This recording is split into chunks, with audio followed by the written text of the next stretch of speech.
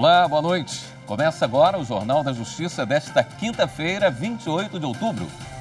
O Supremo decide que crime de injúria racial é uma espécie de racismo e, por isso, é imprescritível. A maioria do plenário seguiu o voto do relator, Edson Fachin. Já na sessão do Tribunal Superior Eleitoral de hoje, ministros rejeitam ações que pediam a cassação da chapa Bolsonaro-Mourão por disparos em massa de mensagens pelo WhatsApp. No entanto, o TSE fixou tese para punir candidato que espalhar fake news nas eleições de 2022. Esses são alguns dos destaques que você confere agora no Jornal da Justiça.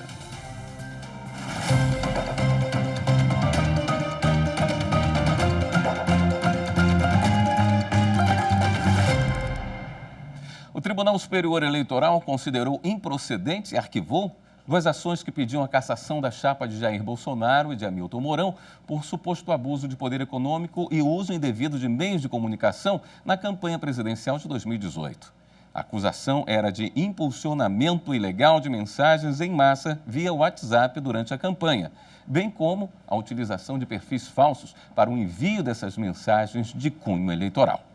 O relator, o Corregedor-Geral da Justiça Eleitoral, ministro Luiz Felipe Salomão, rejeitou os pedidos das ações por considerar não haver provas robustas da gravidade dos fatos, do teor das mensagens disseminadas e da repercussão perante o eleitorado. Por unanimidade, o plenário seguiu o entendimento do relator, que já havia votado em sessão anterior. Ainda que o uso de disparos em massa nas eleições de 2018 seja notório, exige-se para a condenação que a prova produzida efetivamente demonstre a compra de pacote de disparos em massa no WhatsApp para disseminar notícias falsas contra adversários e a existência dessa estrutura piramidal de comportamentos inautênticos e mafiosos para a distribuição de conteúdos falsos. Os elementos probatórios reunidos nos autos são, assim, insuficientes para proferir decisão condenatória nas presentes AIGs. Ante a gravidade das sanções que podem decorrer dessas ações, exige-se prova robusta e inconteste dos fatos, especialmente na hipótese de eleição presidencial, porque a Justiça Eleitoral cabe também prestigiar a soberania popular. No caso, portanto, não restaram caracterizados quer o abuso de poder econômico, alegadamente resultante do dispêndio de recursos por empresários para adquirir pacotes de disparos em massa e deles fazer uso para difundir notícias falsas em desfavor dos candidatos adversários, tampouco o uso indevido dos meios de comunicação com base na narrativa de existência de uma estrutura para a produção e disseminação maciça de desinformação. O ministro Alexandre de Moraes afirmou que a Justiça Eleitoral se preparou para casos semelhantes e disse que eles não serão tolerados nas eleições gerais de 2022. Nós temos que olhar o mundo como ele é, a vida como ela é. As redes sociais hoje são fontes de informação primária. Porque nós recebemos informações, somos bombardeados por informações no nosso WhatsApp, sem que nós tenhamos pedido. Nós já sabemos como são os mecanismos. Nós já sabemos agora quais as provas rápidas devem ser obtidas, em quanto tempo e como. E não vamos admitir que essas milícias digitais tentem novamente desestabilizar as eleições, desestabilizar as instituições democráticas, a partir de financiamentos espúrios, não declarados. Se houver repetição do que foi feito em 2018, o registro será cassado. E as pessoas que assim fizerem irão para a cadeia por atentar contra as eleições e contra a democracia no Brasil. O Tribunal Superior Eleitoral também conclui o julgamento do recurso do Ministério Público Eleitoral contra o deputado estadual do Paraná, Fernando Francischini. Em 2018, quando era deputado federal, em uma transmissão ao vivo do Facebook, Francischini afirmou que as urnas eletrônicas estavam fraudadas para impedir a eleição do então candidato à presidência da República, Jair Bolsonaro. Após o Tribunal Regional Eleitoral do Paraná entender que Francischini não foi beneficiado pela live, o Ministério Público pediu a reversão da decisão no TSE. A maioria do plenário acompanhou o relator do caso, o ministro Luiz Felipe Salomão, que em sessão anterior votou pela cassação do deputado estadual, considerando que Francischini usou informações sabidamente falsas para manipular os eleitores. Portanto, é um precedente grave. Preferia que nós não tivéssemos que estabelecê-lo, mas se nós passarmos pano na possibilidade de um agente público representativo ir às mídias sociais dizer que o modelo é fraudado, que o candidato está sendo derrotado por manipulação da justiça eleitoral e ficar por isso mesmo, o sistema perde a credibilidade. E, como disse, parte da estratégia antidemocrática é tirar a credibilidade das autoridades eleitorais e do processo eleitoral. De modo que, sem alegria, mas achando que esse é o papel que cabe à justiça eleitoral, firmar um exemplo do que é um comportamento que não pode ser aceito, eu estou acompanhando o relator. Claramente, nós já estabelecemos no julgamento anterior que as mídias sociais se equiparam aos meios de comunicação social para o fim de identificação do uso indevido dos meios de comunicação social. Proclama, então, o resultado. O tribunal, por maioria, deu provimento ao recurso para julgar procedentes os pedidos formulados na AIGE, cassar o diploma do recorrido e declarar sua inelegibilidade por 8 anos contados das eleições de 2018, determinando a imediata comunicação ao Tribunal Regional para que, independentemente da publicação do acórdão, proceda à retotalização das eleições para o cargo de deputado estadual do Paraná, computando-se como anulados os votos atribuídos aos recorridos nos termos do voto do relator. Senadores da CPI da pandemia entregaram hoje à tarde o relatório final dos trabalhos da comissão ao presidente do Supremo Tribunal Federal, o ministro Luiz Fux.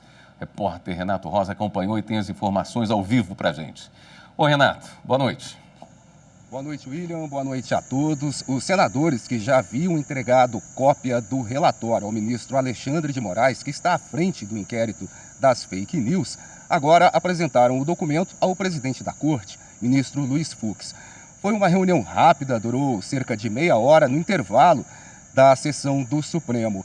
Os parlamentares resumiram, falaram um pouco sobre o trabalho da comissão, que durou cerca de 6 meses, sobre os pedidos de indiciamento, ao todo 80, entre eles o do presidente Jair Bolsonaro e de outros políticos com foro privilegiado, que, se de fato forem denunciados pela Procuradoria-Geral da República, poderão ser julgados pelo Supremo. Diante dessa possibilidade, desse cenário, do Supremo vir ainda analisar o conteúdo desse documento, desse relatório, o ministro Luiz Fux não se pronunciou sobre o assunto. Os senadores também aproveitaram o encontro e mencionaram aí uma decisão do ministro que contribuiu bastante com o trabalho da pandemia, quando o Fux impediu que os depoentes abusassem do direito constitucional ao silêncio. Esses foram alguns assuntos aí que ganharam destaque na pauta desta tarde, aqui no Supremo, nessa reunião entre o presidente Luiz Fux e os ministros, os parlamentares integrantes da comissão da pandemia. William. Ok, obrigado, Renato. E a seguir, por maioria, o Supremo decide que crime de injúria racial é imprescritível. Voltamos em instantes.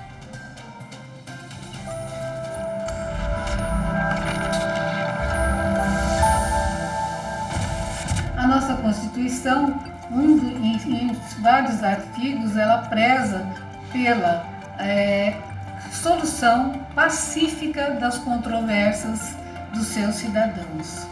Então, ela é dinâmica, ela sempre atende aos anseios da sociedade e cada vez mais nós temos que prestigiá-la para que continuemos um Estado democrático de direito.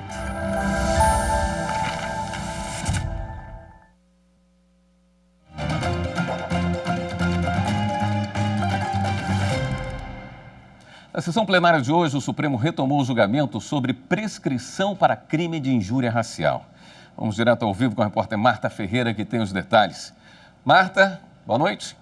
Boa noite, William. Boa noite a todos. A gente começa relembrando o caso. A defesa de uma mulher com mais de 70 anos entrou com pedido de habeas corpus aqui no Supremo porque ela foi condenada por ofender uma frentista com termos racistas. Em discussão, saber se o crime de injúria racial é ou não imprescritível. Esse julgamento foi retomado hoje com o voto vista do ministro Alexandre de Moraes, que seguiu o entendimento do relator, o ministro Edson Fachin, que havia já decidido que o crime de injúria racial é uma espécie de racismo e, portanto, é imprescritível. Esse entendimento foi seguido pela maioria do plenário. A gente separou trechos dos votos de alguns ministros que você vai conferir agora.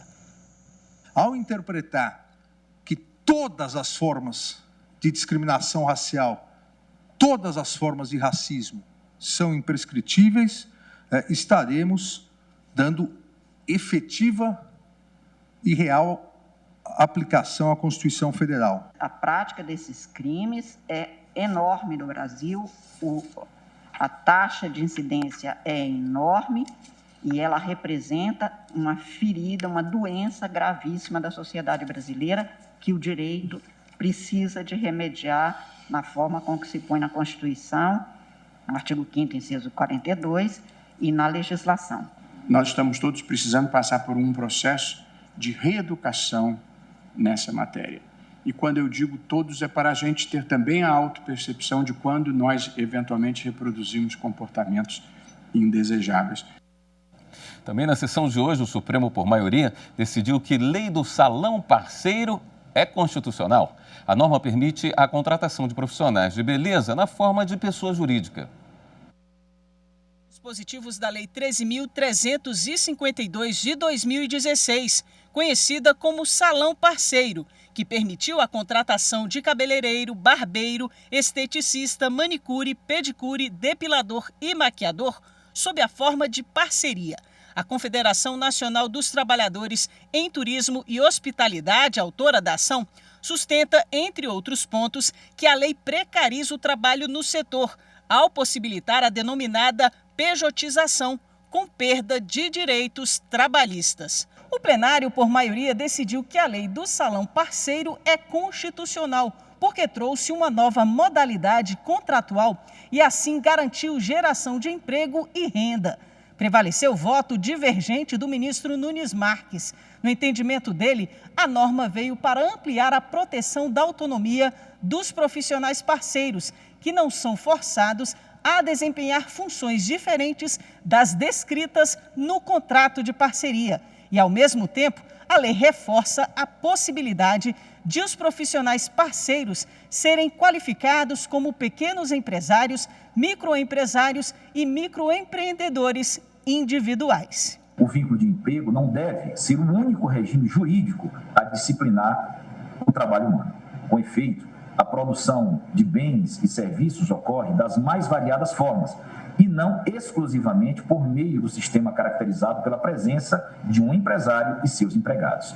O princípio da valorização do trabalho não se concretiza apenas com a tradicional fórmula do vínculo empregatício. Absolutamente.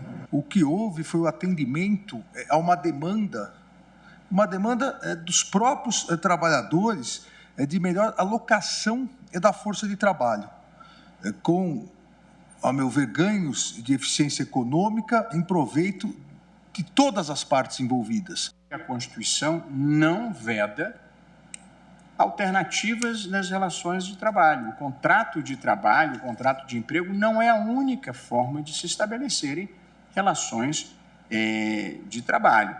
Portanto, um mesmo mercado pode comportar alguns profissionais que sejam contratados com carteira assinada e outros profissionais cuja atuação tem um caráter de eventualidade. Eu mesmo tenho essa informação de profissionais que trabalham em mais de um salão para fazer tintura ou para fazer manicure ou para cortar cabelo das pessoas. Alguns profissionais vão na casa das pessoas. Ficou vencido o voto do relator ministro Edson Fachin, que foi seguido pela ministra Rosa Weber.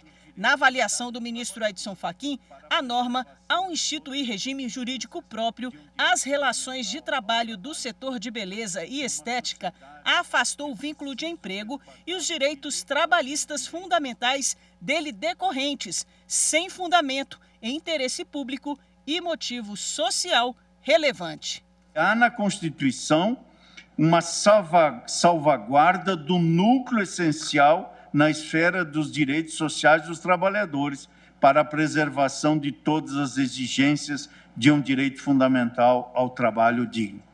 Numa sociedade que é preciso resguardar o direito a ter direitos, ter direito ao trabalho é o primeiro pressuposto de uma vida digna. A instituição do contrato de parceria no sistema jurídico brasileiro como instrumento formal de simulação da relação de natureza civil, encobertos os elementos configuradores do vínculo de emprego presentes na concretude da realidade da prestação de serviços, fomenta a fraude à legislação trabalhista, examinada sob a ótica constitucional, numa ação de controle direto de constitucionalidade, inibe pela fraude a incidência dos direitos constitucionalmente assegurados aos trabalhadores nestas condições.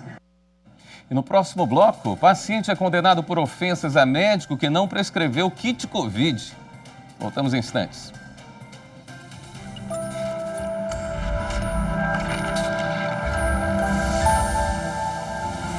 A Constituição, lei máxima de uma nação, é o pilar de organização política e social do nosso país, pois estabelece o funcionamento do governo e também os limites da sua atuação, definindo ainda direitos e deveres dos cidadãos.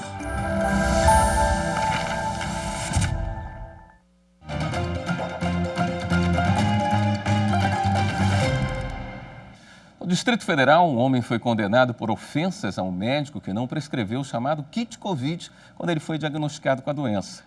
O paciente vai ter que se desculpar e se retratar no prazo de 15 dias por ofensas que fez ao profissional que lhe atendeu, sob pena de multa diária no valor de R$1.000, limitada a 20 mil. Na sentença, a juíza explicou que o médico tem autonomia para prescrever o tratamento que julgar mais adequado e que o conteúdo divulgado pelo paciente atenta contra a honra, a reputação e a imagem do médico. Ainda cabe recurso à decisão. Durante o julgamento na sexta turma do Superior Tribunal de Justiça, os ministros citaram o excesso de habeas corpus e a necessidade de priorizar os que afetam a liberdade. O habeas corpus analisado pedia a extinção de ação penal contra réu que não está preso nem é idoso, situações onde caberia prioridade. A defesa alegou a existência de duas ações penais idênticas contra o réu, a chamada litispendência, e requereu a extinção de uma delas. O caso foi levado à apreciação da sexta turma no último dia 19, por ordem do Supremo Tribunal Federal, que acolheu o pedido da defesa e determinou seu julgamento imediato. Em 2020, o habeas corpus teve a liminar negada porque o ministro Rogério Schietti Cruz, relator da ação, concluiu que o processo não mereceu tramitação preferencial, pois o réu não se enquadra em nenhuma situação prioritária. Na análise do mérito, o colegiado denegou a ordem por entender não ter sido demonstrado que as duas ações se referissem aos mesmos crimes, tendo inclusive datas diferentes. E de acordo com a jurisprudência, se as instâncias ordinárias não reconheceram a litispendência, não cabe ao STJ reexaminar o caso e suas provas para chegar a conclusão diferente. No julgamento, o ministro Schietti afirmou que os tribunais superiores enfrentam uma quantidade cada vez maior de habeas corpus e recursos em habeas corpus. Todavia, como são milhares de habeas corpus distribuídos a cada ano, permanecem o objetivo e o esforço conjunto de conferir rápida solução àqueles processos que discutem o status libertatis do indivíduo com resultado que possa levar à revogação ou ao relaxamento da prisão. Na ocasião, o ministro usou números para ilustrar as afirmações. A título ilustrativo, de janeiro a agosto do ano em curso, a média de distribuição e registros na primeira sessão da STJ foi de aproximadamente 4.300 demandas para cada ministro, e na segunda sessão, de 3.600 por julgador. Já a média da terceira sessão está em 7.500 medidas ou recursos por magistrado, uma média mensal superior a 1.000. Ainda, o número de decisões monocráticas e colegiadas no âmbito das 2 turmas de competência criminal no mesmo período é aproximadamente de 12.000 por ministro. A manifestação do ministro Rogério Schietti Cruz foi acompanhada pela ministra Laurita Vaz, que reforçou a necessidade de análise prioritária dos feitos que efetivamente exigem mais urgência na apreciação. O ministro Sebastião Reis Júnior ressaltou que o problema da elevada carga de processos e os impactos na atividade jurisdicional deve ser objeto de reflexão, não só no Poder Judiciário, mas também no Ministério Público e na advocacia. O ministro Antônio Saldanha Palheiro, por sua vez, enfatizou que o cenário enfrentado pelos colegiados criminais do STJ impõe a necessidade de uma administração criteriosa dos julgamentos, com a definição de preferência para os casos urgentes. Uma mulher que vivia em situação análoga à escravidão em São José dos Campos, no interior de São Paulo, vai receber R$300 mil de indenização dos antigos patrões. A decisão da Justiça veio a partir de uma ação dos Ministérios Públicos Federal e do Trabalho. A vítima, que não teve o nome divulgado, foi submetida ao regime de escravidão durante 25 anos. Ela foi resgatada em junho desse ano, depois que a polícia recebeu uma denúncia anônima e levada para um abrigo. Os patrões foram presos em flagrante. Em um trabalho conjunto, o Ministério Público Federal e do Trabalho e a Defensoria Pública da União garantiram um acordo para que a vítima receba R$200 mil para comprar uma casa, mais 70 mil de salários não pagos e R$22 mil em rescisão trabalhista. Os patrões continuam respondendo o processo na Justiça. O Tribunal Regional Federal da Primeira Região decidiu que a União, Correios e INSS devem figurar como réus em processos que discutam a complementação de aposentadoria a empregados da empresa de Correios e Telégrafos. Os desembargadores da 5ª turma do TRF1 analisaram o recurso do INSS contra a sentença que determinou à autarquia o pagamento da correção monetária e dos juros de mora sobre as parcelas de aposentadoria pagas a ex-empregados da empresa brasileira de Correios e Telégrafos. Esses trabalhadores integraram os quadros dos Correios até dezembro de 1976 e o INSS argumentou que não existia regulamentação e fonte de custeio para essas implementações antes da Lei 8.695, de 1993, tese igualmente sustentada pela União. O relator aqui no TRF1, desembargador federal José Luiz de Souza, entendeu que não só o INSS, mas também a União e os Correios são responsáveis pelo pagamento da complementação das aposentadorias. Segundo o magistrado, o INSS reconheceu que não foram depositadas as parcelas de complementação, apesar de haver declarado nos autos que teria pago os atrasados. Sendo assim, é devida à correção monetária e os juros de mora sobre os valores depositados em atraso por via administrativa. O Judiciário de Mato Grosso realizou um mutirão oftalmológico para atender os moradores mais carentes de Rondonópolis. Mais de 600 atendimentos foram realizados. A distância, a idade avançada ou as dificuldades de locomoção não foram empecilhos para quem só queria enxergar melhor, ter qualidade de vida. Mais que isso, dignidade.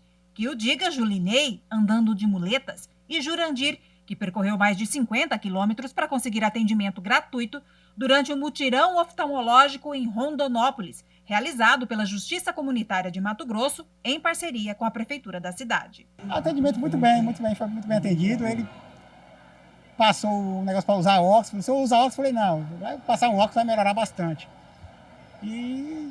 Mas foi muito bem atendido, muito bem. Gostei sim. Serviço rápido, né? Serviço rápido, bom.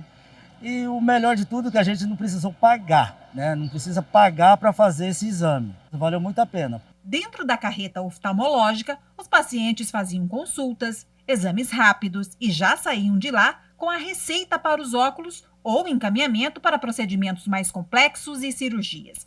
A vice-presidente do Tribunal de Justiça de Mato Grosso, desembargadora Maria Aparecida Ribeiro, esteve no local para conhecer de perto a ação.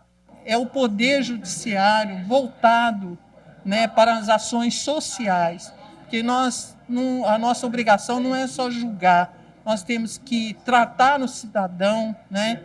Nós temos que estar junto com o cidadão nas suas necessidades também sociais. Em um balanço parcial da ação, foram quase 600 atendimentos realizados por aqui. E a boa notícia é que a carreta oftalmológica vai voltar a atender em breve, aqui mesmo na Vila Olímpica, onde ela fica estacionada. E isso para atender a um pedido da própria Prefeitura de Rondonópolis, o que prova o quão carente e necessitada é a população local. O Poder Judiciário está vindo e vem lutando para deixar uma sociedade mais humana, mais inclusiva, né? E ele vem com esse propósito de defesa do cidadão. Ficaremos aqui ainda mais esta semana e percorrendo 27, 28, 29 e 30 de outubro com os serviços que a população sai daqui satisfeita. A realidade é essa, serviços que dificilmente aconteceria se não tivessem a estrutura do Poder Judiciário e parceiros. O Jornal da Justiça fica por aqui. Uma boa noite para você. Até amanhã.